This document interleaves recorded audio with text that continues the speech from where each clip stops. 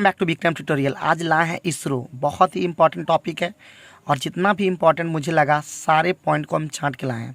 Full form है Indian space research organisation, मुख्यालय है बेंगलोर, जिसको हेडक्वार्टर भी कहते हैं।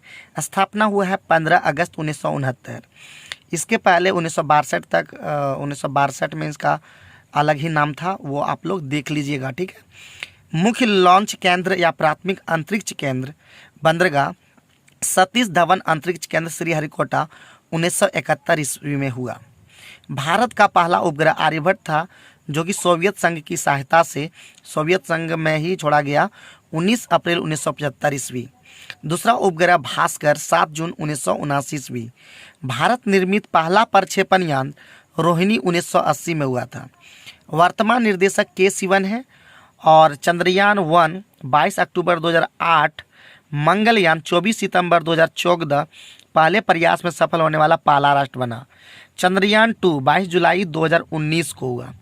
भारतीय अंतरिक्ष कार्यक्रम की स्थापना किसके द्वारा हुआ? डॉक्टर विक्रम साराभाई। इन्हें भारतीय अंतरिक्ष कार्यक्रम के जनक भी कहा जाता है।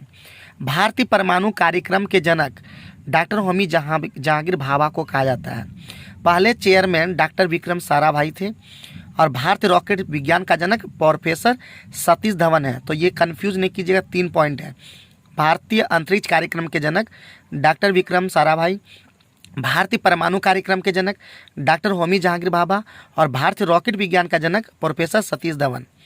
आगे बढ़ते हैं। नेक्स्ट पॉइंट में हम लाए हैं आगामी मिशन, जो कि करंट अफेयर्स बहुत ही ज़्यादा इंपॉर्टेंट है। सूर्य, जिसका नाम है आदित्य 1, सूर्य की के बारे में जानकारी के लिए आदित्य 1 लॉन्च होगा जनवरी 2022 में।